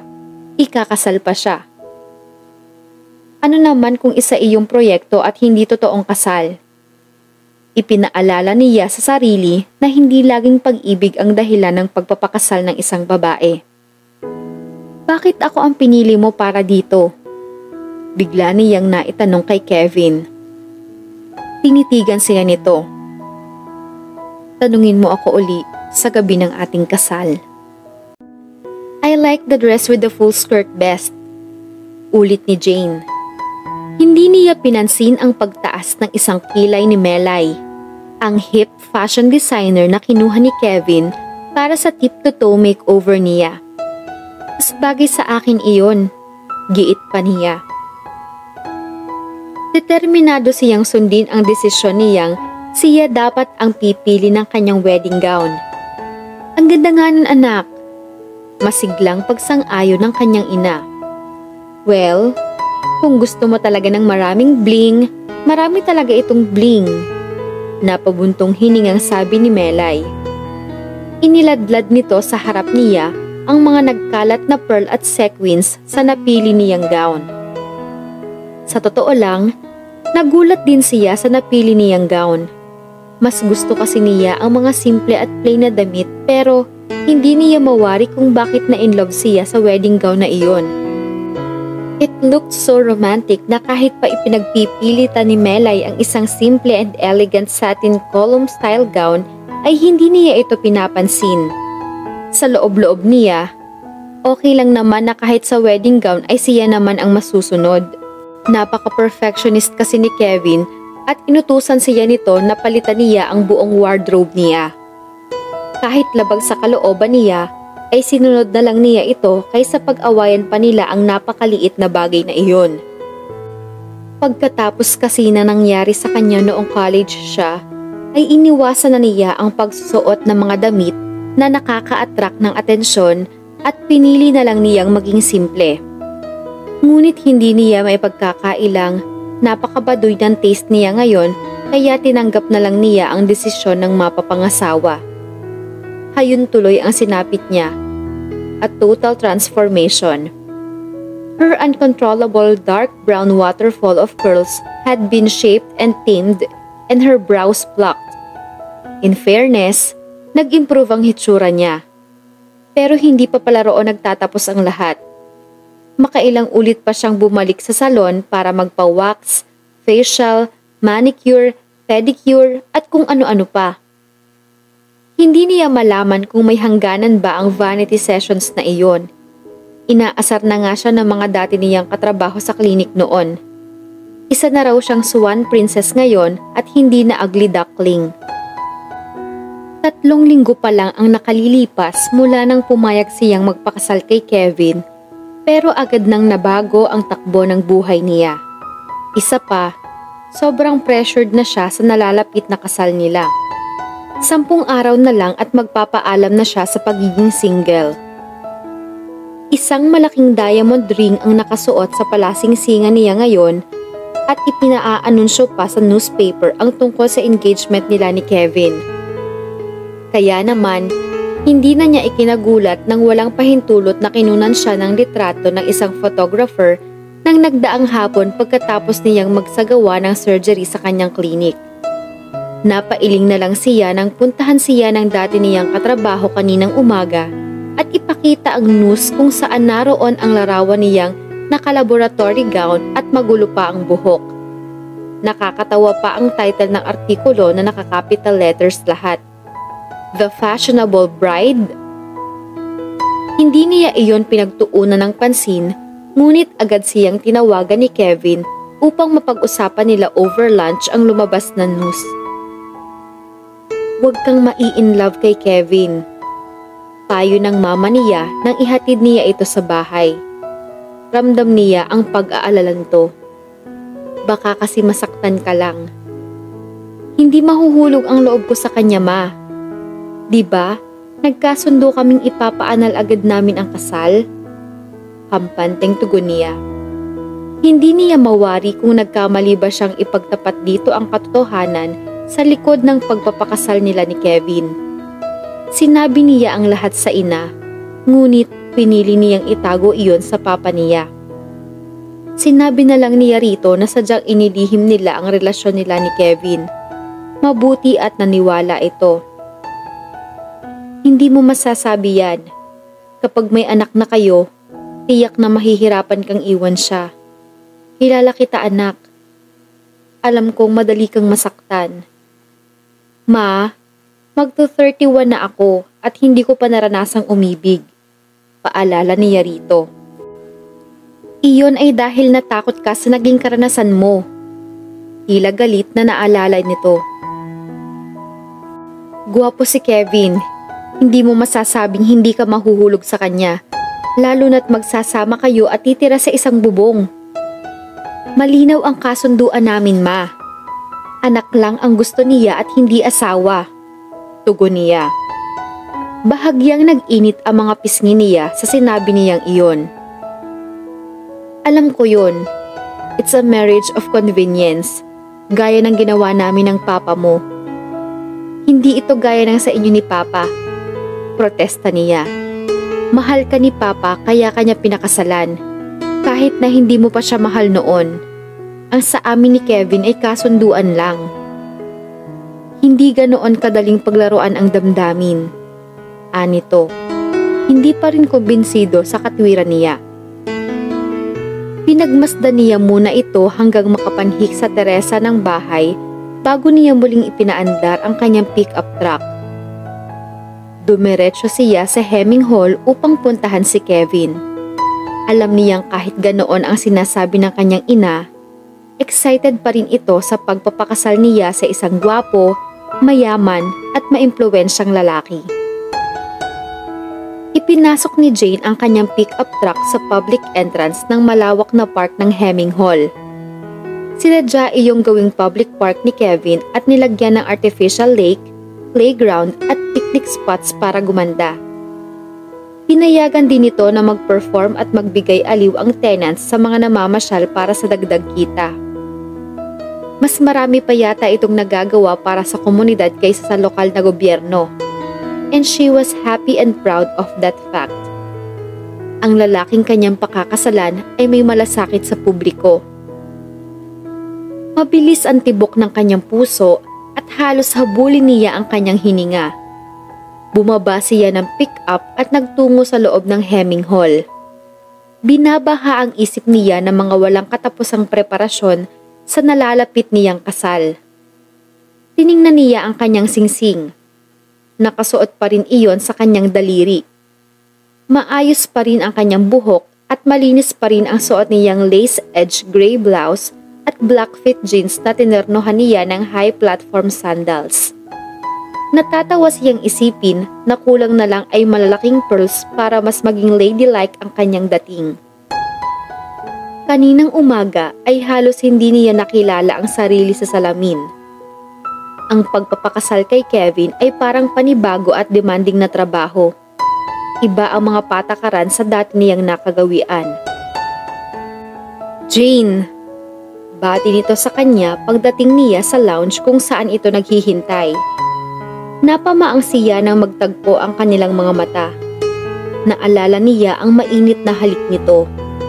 Pinasadahan niya ng tingin ang kabuuan nito. He was too good looking. Way too good looking. Nag-init ang kanya mga pisngi. Sinuyod siya nito ng tingin. Mababa ka sa mukha ang paghanga. You look amazing. Anito. Mukhang hindi ito makapaniwala sa nakitang pagbabago sa kanya. I think that's a major exaggeration. Nahihiyang sagot niya. Not when you compare it to this. Matabang na wika nito. Iniangat nito ang isang newspaper at sinulyapan iyon. Bakit mo hinayaang makunan ka ng larawan na ganyan ang hitsura mo? para siyang sinampal sa sinabi nito.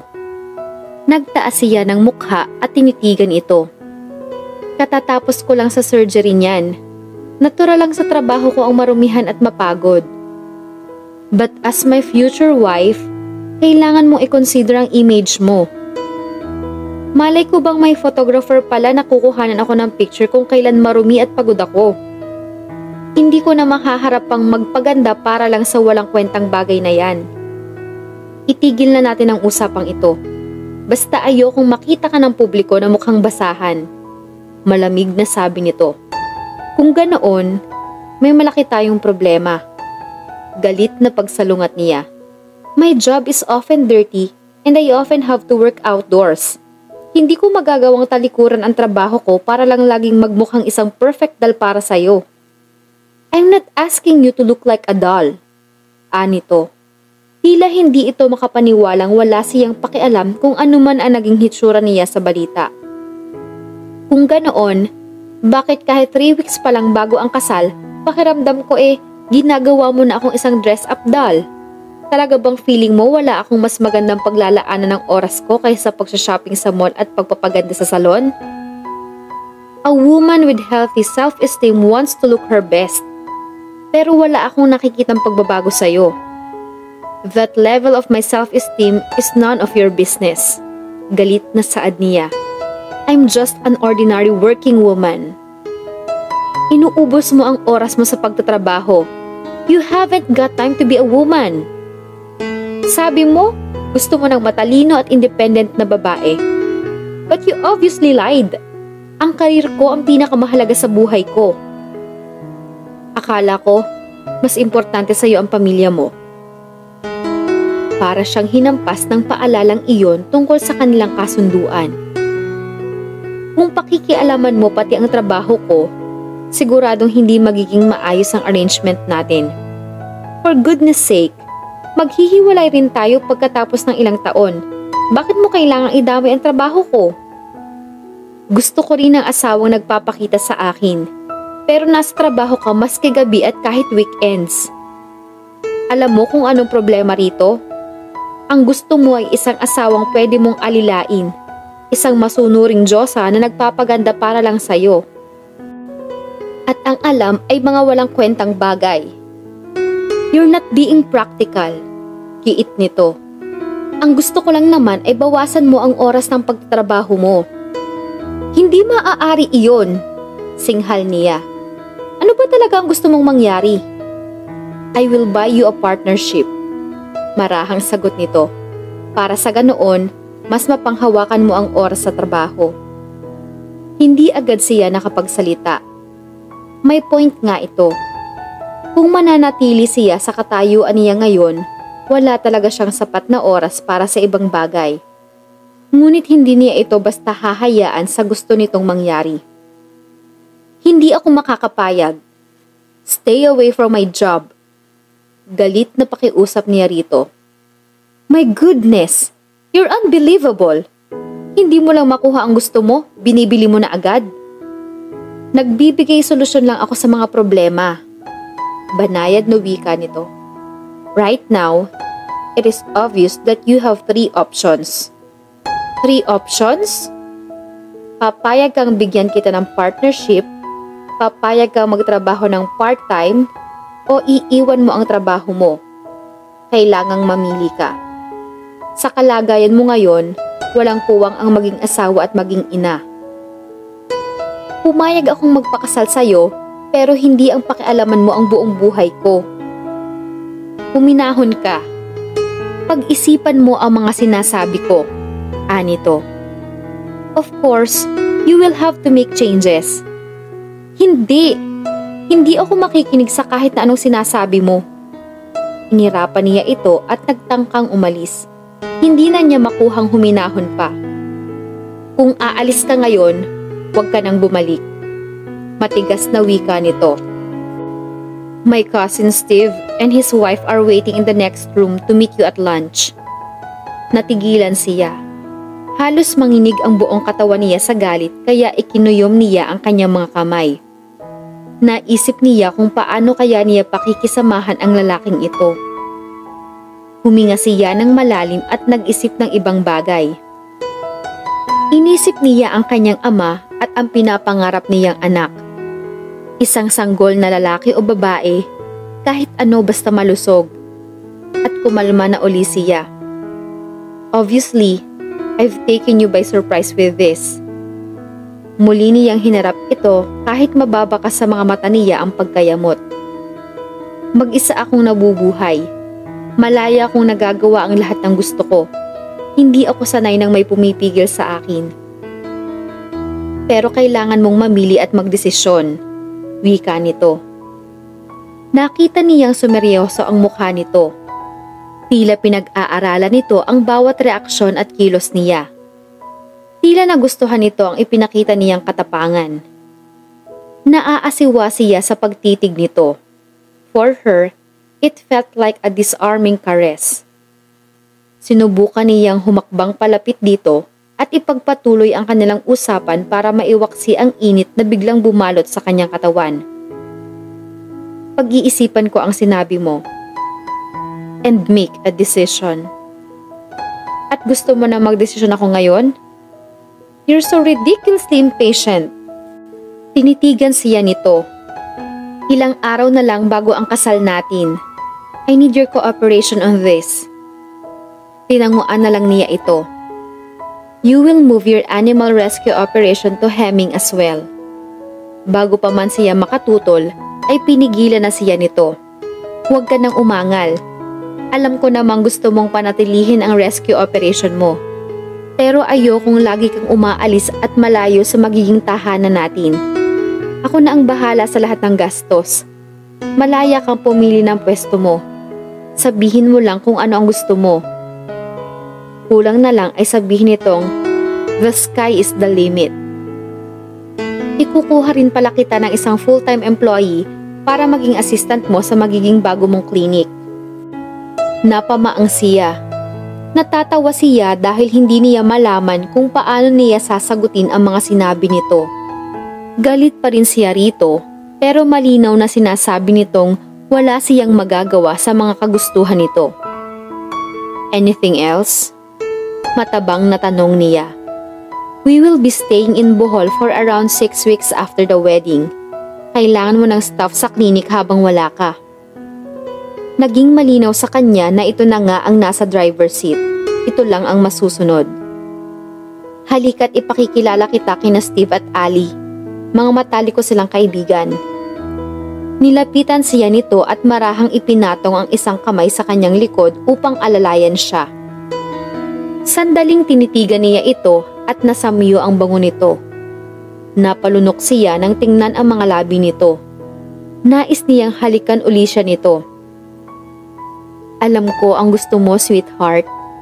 Malambing na wika nito. Pero may mga bisita tayo ngayon. Nagulat siya sa sinabi nito. Totoo kayang nabasa nito ang iniisip niya? O hinulaan lang nito iyon? Namumula pa ang kanya mga pisngi nang pumasok sila sa dining room. I've been really looking forward to meet you. Malambing na bati ng babaeng ipinakilala ni Kevin bilang si Ali. Napakurap siya. Napako ang titig niya rito dahil napakaganda nito. Katabi nito ang asawang si Steve. Hindi siya makapaniwalang medyo napapanot na ang lalaki dahil kahit na nasa 30s na ay mukha pa rin itong bata. Hindi agad siya nakagalaw nang akbayan siya ni Kevin. Kaharap niya ngayon ang pinakauna niyang panauhin bilang isang masayang bride-to-be. At napansin niya ang sarili na nakangiti sa mga ito. Isinantabi niya ang galit at puot na nararamdaman. Mas malala pa ang mga naging karanasan niya noon kaysa sa isang convenient marriage. Napakaganda mo, anak, sabi ng papa ni Jane nang ihatid siya nito sa pintuan ng lounge. Araw ng kanyang kasal. Sandaling pinagmasdan niya ang kanyang sarili sa hall mirror at hindi pa rin siya makapaniwala sa nakikitang refleksyon. Napakahusay ng makeup artist at hairstylist na kinuha ni Kevin upang ayusan siya. Bumata ang kanyang hitsura. And add to that her soft shiny ringlets that fell around her bare shoulders. Mukha siyang isang prinsesa sa tiara na ibinigay ni Kevin. Kumikislap iyon at napakagandang pagmasdan sa kanyang buhok. Pamana raw iyon sa mga babaeng ikinakasal sa pamilya Solomon kaya kailangan niya iyong isuot. Naisip niyang baka nahihiya lang itong sabihin na regalo ang tiara para sa kanya. Alam niya kasing wala itong balak personalin ang relasyon nila. Si Kevin ay walang awa, disiplinado at tuso. Magaling mambola ito ng babae pero alam niyang hindi talaga ito marunong magmahal. Kahit pa sabihing gusto nito ng isang anak, sigurado siyang hindi nito mabibigyan ng bata ng tamang pagkalinga ng isang magulang. Masyado kasi itong perfectionist, control freak at demanding. At napakataas ng standards at expectations nito. Lahat ay dapat nakaplano. Lahat ay perfect dapat. Kaya hanggang ngayon ay hindi pa rin niya matanto kung bakit siya ang napiling tong pakasalan. Dahil ba sa sex appeal niya? Nag-init ang kanyang mga pisngi. Pero imposible iyon. At hindi niya lubos maisip na maging object of desire, lalo na at muntik na iyong ikabuwis ng kanyang buhay dati. Napailing siya. Pilit niyang pinigil na maalala ang nakaraan. Mabuti na lang at naroon ang kanyang mga pamangkin. Flower girl si Mona na 4 years old at ring bearer naman si Hans na 5. Anak ang mga ito ng bunsong kapatid niyang lalaki. Kasama ng mga bata ang nanay ng mga ito na si Lenny na ikinasal sa kanyang kapatid ng mabuntis noong 18 pa lang. Isa ito sa kanyang mga bridesmaid. Sa mga ito niya itinoon ang atensyon niya kaysa malunod sa kakaisip ng masasamang alaala. Kung nakikita ka lang niya ngayon, anang papa niya. Siguradong pagsisisihan niyang hindi ka niya nakilala. Hindi naman po siguro, sagot niya. Muling bumalik sa isip niya ang pagtakwil sa kanya ng totoo niyang ama noong 19 years old siya. Mabuti na lang at hindi siya pinabayaan ng Papa Ross niya kahit na binabalewala niya ito noon. Naisa na niyang yakapin ang stepfather niya, ngunit ayaw niyang masira ang kanyang ayos. Just for once, she wanted to look perfect. She wanted to grace her beautiful gown all the way to the altar para sa kapakanan niya, hindi para kay Kevin. Naisip kasi niyang balang araw, ipapakita niya sa kanyang magiging anak ang mga wedding photo niya. Kinabahan siya nang maisip ang honeymoon. Was she ready for that kind of intimacy? Parang bumaligtad ang sikmura niya nang maisip niyang makikita nito ang kanyang peklat. Pero hindi naman siguro ganoon kapangit ang peklat niya. Siguro ay kaya niyang ikubli iyon sa dilim. Ngunit alam niyang napaka-perfectionist ng mapapangasawa niya. Isa pa, sanay ito sa mga flawless na babae. Dahil sa peklat niya, hindi na siya perpekto para dito. Isinantabi muna niya ang kanyang insecurities nang dumating ang sasakyang magdadala sa kanya patungo sa simbahan. Lumakas ang pagkabog ng dibdib ni Jane nang makita niya ang dami ng tao na naroon sa Baguio Cathedral. At nang matanaw niya si Kevin, nanikip ang kanyang dibdib at parang hindi siya makahinga. Nakita niyang nakatayo at naghihintay ito sa harap ng altar.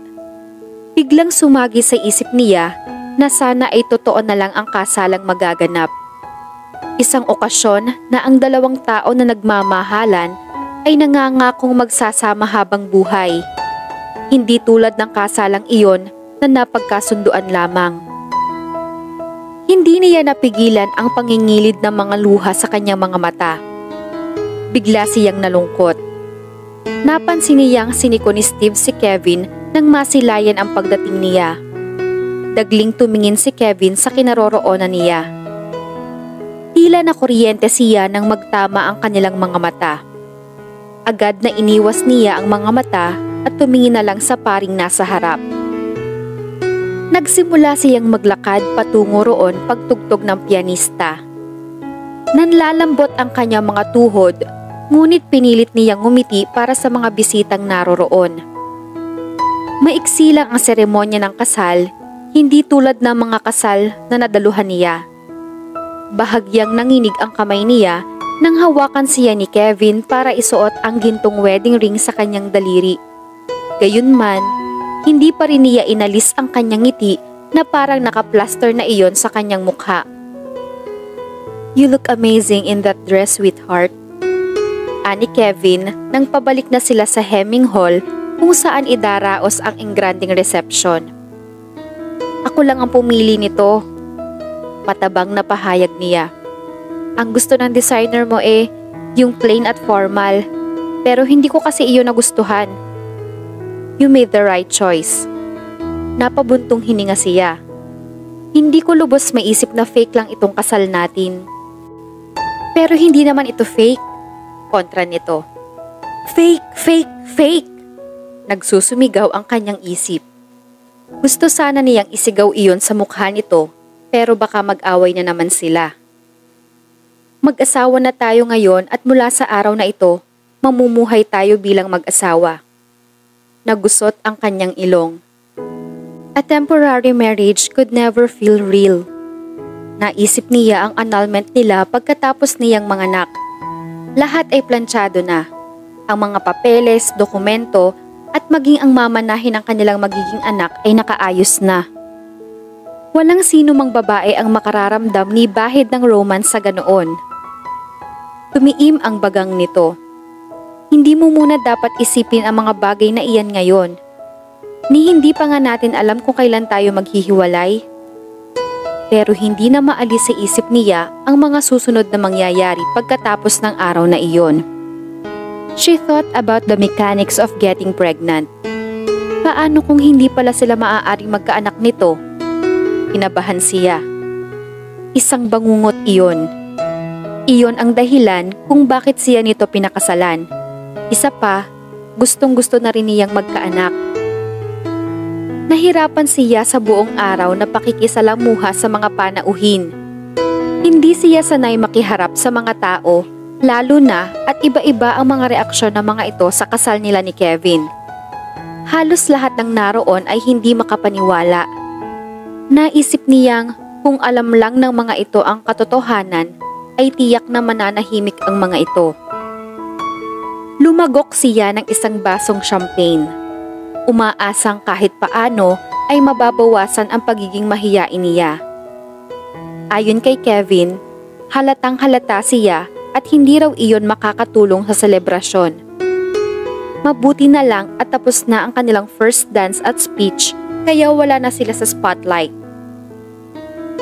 Hindi ako makapaniwala na natutuwa pa si Ali na nakahanap na ng mapapangasawa si Kevin. Narinig niyang sabi ng isa sa mga aristokrata nilang bisita. "Ako rin," anang kausap nito. "Alam naman nating lahat na patay siya kay Kevin, at kaya lang niya pinakasalan si Steve ay dahil nahumaling ito sa kanya. Naiintindihan ko naman kung bakit niya nagawa iyon.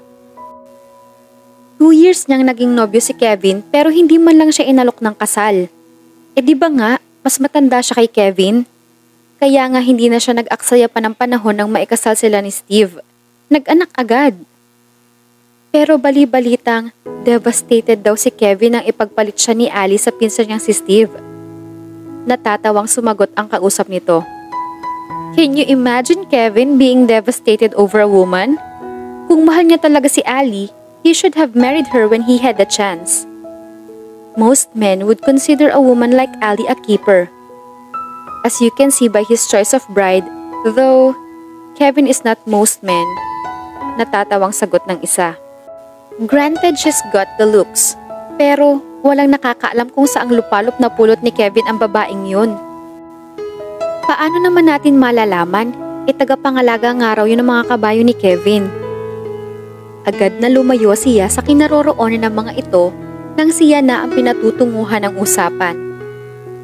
"Tagapangalaga pala ng mga kabayo ha?" aniya sa isip. Pagkatapos niyang magpakadulubhasa sa kanyang propesyon, iyon lang pala ang itatawag sa kanya. Natatawa siya sa naisip. Ngunit hindi pa rin talaga siya makapaniwala sa narinig niya tungkol kay Ali. A relationship that Kevin had allowed to last for 2 years must have been serious. Mabuti na lang at hindi nasira ang pagkakaibigan nito at ni Steve. Heto, uminom ka. Anang mama niya nang makita siya nito. Napansin kong hindi ka nakakain ng mabuti kanina. Namumutla ka na. Okay lang ako, ma. Sagot niya habang sinusuyod ng tingin ang lugar para hanapin si Kevin. Nagulat siya nang makita niyang kasayaw nito si Ali. Tila masayang nag-uusap ang dalawa habang matamang nakatitig sa mga ito si Steve. Anong problema, anak? Hindi siya sumagot at patuloy na pinanood ang asawa niya at si Ali sa dance floor. Sabi ko na nga ba? Napabuntong hiningang wika ng mama niya. Binalaan na kita. Wala pang isang araw na naikakasal kayo. Nagseselos ka na. Jane turned a hot guilty pink. Of course I'm not. Curious lang ako kung tama ba ang narinig ko, ma. Huwag kang maniwala sa chismis. Tanungin mo ang asawa mo. Kung hindi mo agad bibigyan ng kahulugan, ipagtatapat niya ang katotohanan sa'yo. Maganda ang sinabi nito. Pero, kaya ba niyang tanungin si Kevin tungkol sa mga personal na bagay? Bumalik siya sa kinauupuan at muling sumimsim ng champagne. Nagbabaka sakaling gumanda ang mood niya. Maya-maya ay nilapitan siya ng kanyang boss na si Charlie upang kausapin tungkol sa pagbabantay ng kanyang klinik habang nasa Bohol sila ni Kevin. In the end, hindi siya pumayag sa partnership. Ayaw niya sa ganoon kabigat na responsibilidad at higit sa lahat, ayaw niyang tumaas ang estado niya sa buhay. Alam kasi niyang kagustuhan lang iyon ni Kevin upang magmukhang mabango ang pangalan niya sa publiko. Pinili niyang mag-part-time nang sa gayon ay mailagay sa balanse ang kanyang karir at ang pagiging asawa. Masaya rin siya dahil mauumpisahan na ang inaambisyon niyang animal sanctuary na irerehistro bilang isang charity work. Tapos na silang mag-usap ni Charlie nang lapitan siya ng isang matangkad at matipunong lalaki. Moreno ito at wavy ang buhok. Niyaya siya nitong sumayaw. Hindi niya ito mamukhaan o maalala sa guest list pero pumayag pa rin siyang maisayaw nito. I don't remember meeting you earlier. Aniya nang marating nila ang dance floor at nagsimulang sumayaw. Kararating ko lang kasi, sagot nito. Ako si Luke Mission. Miyembro daw ito ng pamilya na dating nagmamay-ari ng Hemming Hall. Nagulat siya. Kilala kasi niya kung sino ang mga magulang nito. Obviously, I know who you are. Anito.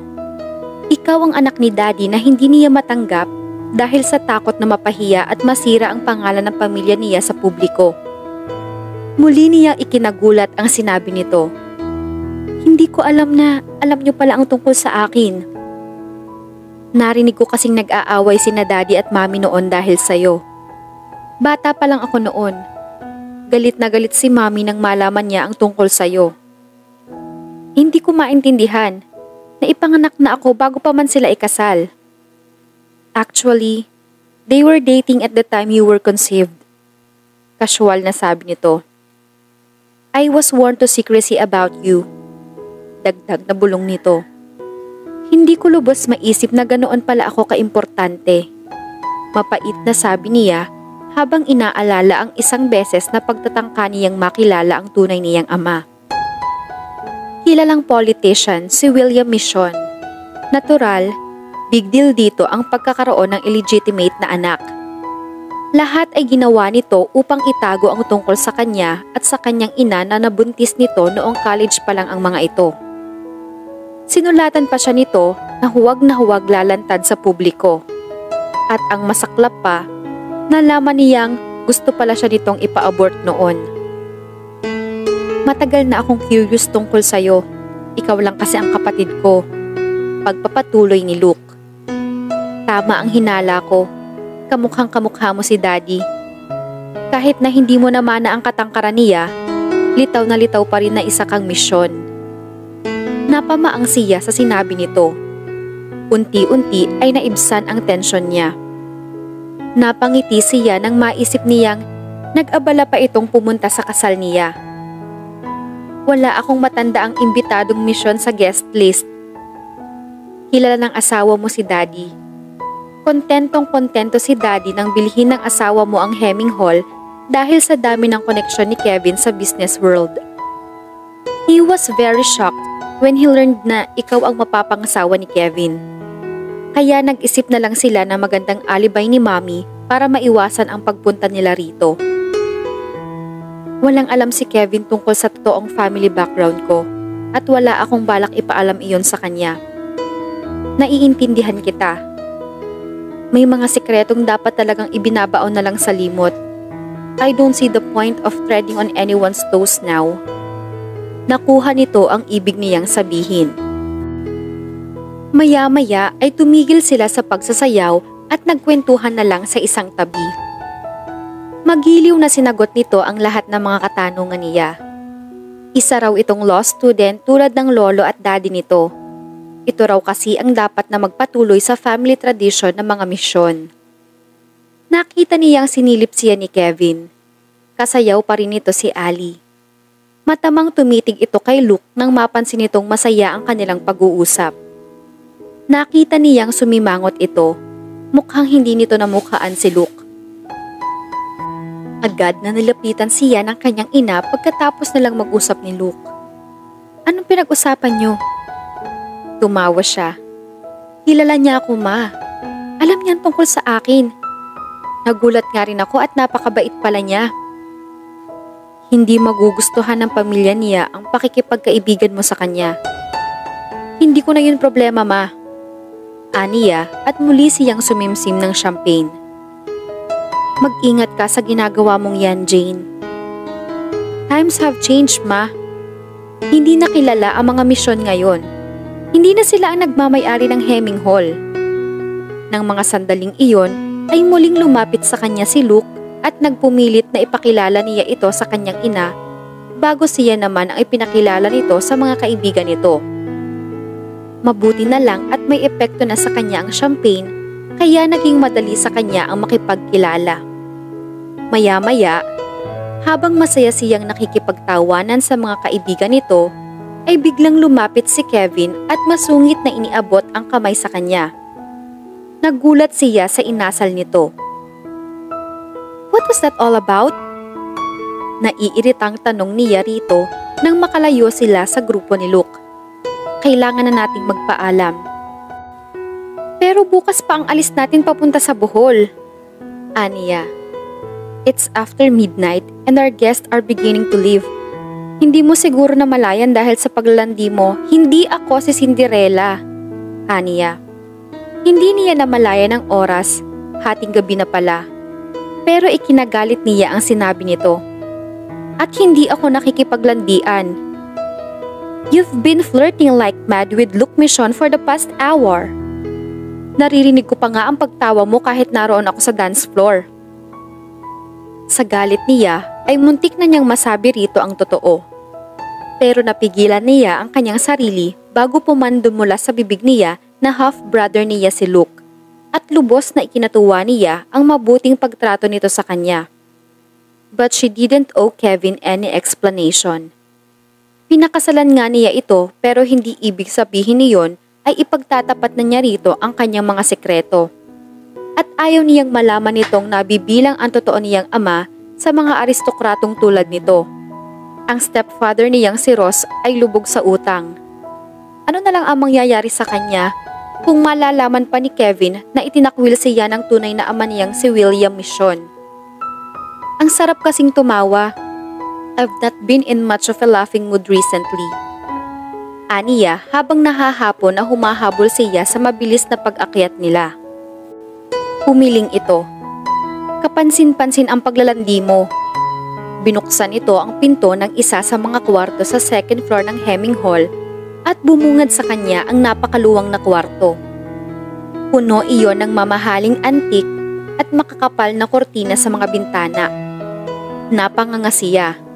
Noon lamang siya nakakita ng ganoon kagandang kwarto. Kadalasan ay sa pelikula lang siya nakakakita ng mga ganoon. Iba iyon sa modernong ayos sa ground floor. Ginawa ko na ang lahat para maibigay ang mga kagustuhan mo. Tapos, ganito ang isusukli mo sa akin? Dagdag pa nito nang makapasok sila sa loob. So, nasorpresa kang hindi ako perpektong tao? Galit na tugon niya at ibinagsak niya ang pinto sa kanyang likuran. Para lang malaman mo, hindi madali para sa akin ang magpakasal sa isang lalaking hindi ko pa talaga lubusang kilala. Although, I guess, madali lang para sa'yo sa dami na ng naka one night stand mo. Dapat hindi mo pinaniniwalaan ang mga nababasa mo sa dyaryo. I left one night stands behind when I was a teenager. Seryosong sabi nito. What about Ali? When did you leave her behind? Aniya. Napalunok siya. Hindi niya sinadyang itanong iyon dito. Kumunot ang noo nito. Why are you asking about Ali? Narinig ko kanina sa ibang guest na naging kayo ni Ali bago niya pakasalan si Steve. Nasabi na niya at hindi na niya mababawi ang lumabas sa kanyang bibig. Isa pa, gusto talaga niyang malaman ang bagay na iyon. She felt that she needed to know. That's true, seryosong sagot nito. Pero hindi magandang nakikinig ka sa usapan ng iba, lalo na sa mga chismis. Ang totoo, naging miserable ang buhay ni Ali sa piling ko. I didn't realize that I loved her until she was gone. And by then, she was with Steve and it was too late. Hindi ko na sila pinakialaman. They're very happy together. Namutla siya sa sinabi nito. Sana ay hindi na lang siya nagtanong. Hindi niya mawari kung bakit nasaktan siya sa natuklasan niya. Mahal pa rin ba nito si Ali? Maybe he still loved her even though he couldn't have her. But why would it matter to her kung mahal pa nito si Ali? Bakit siya nag-aalala? Bumuntong hininga siya. Naisip niya ang arranged marriage nila. Hindi iyon katulad ng ibang mga kasal na base sa emotional ties. Oo nga pala, hindi naman ako moody at tahimik ngayon. Pag-iwas niya sa usapan. Inalis niya ang kanyang mga sapatos at kamuntik na siyang mawala ng panimbang. Moody at tahimik ka at marami ka ring nainom. Anito, halatang galit pa rin ito sa kanya. Siguro medyo tipsy lang. Para malaman mo, mahiyain talaga ako at hindi ako sanay makihalubilo sa maraming tao. Napagod talaga ako ngayon. Nilapitan siya nito at pinaraanan ng mga daliri ang kanyang buhok. I thought all women loved weddings. Biglang sumiklab ang init sa katawan niya dahil sa pagkakalapit nila. Pero hindi kita mahal. At ngayong narito ako sa isang kwarto kasama ka and you're expecting... Bigla siyang natigilan. Lumunok muna siya bago siya nagpatuloy. Well, you're expecting what you've got every right to expect as a new husband. At yan ang bumubulabog sa isip ko buong araw at ako rin naman. Matapat na sagot nito. He closed a lean hand around her wrist to tug her closer. I don't want you when you're intoxicated and unwilling. Tiningnan niya ito. Bakit ngayon pa siya nag-inarte kung kailan binabalot ng pagnanasa ang kanyang buong katawan? Sinubukan niyang bawiin ang sinabi nito sa pamamagitan ng pagkintal niya rito ng halik. Naramdaman niya ang biglang paghawak nito sa kanyang baywang. She gasped as he drove his tongue between her lips. Lalo siyang nakaramdam ng pagnanasa. There will be other nights. Paanas na sabi nito at lumayo patungo sa pinto. Napamaang siya. Pumasok sa isip niya ang sinabi nito. I don't want you when you're intoxicated and unwilling. She cringed, despising herself for not being tougher. Ginusto niyang magpakasal dito, kaya dapat panindigan niya iyon. Walang kaso kung iba ang mahal nito o kung na-turn off ito sa kanya sa pagiging tahimik at sa sinasabi nitong paglalandi niya kanina. Galit na hinubad niya ang kanyang wedding gown at nilinis ang kanyang mukha. Mag-isa siyang humiga sa maluwang na kama habang mulat na mulat ang kanyang mga mata. Dahil tuwing sinusubukan niyang pumikit, parang umiikot ang buong mundo niya. Bakit nga ba ganoon ang naramdaman ni Jane nung malaman niya ang tungkol kay Ali. Unang gabi pa lang ng kasal nila pero hindi na sila agad magkasundo. Magiging maayos ba ang kanilang pagsasama kung lagi silang may hindi pinagkakasunduan? Abangan natin sa susunod na kabanata.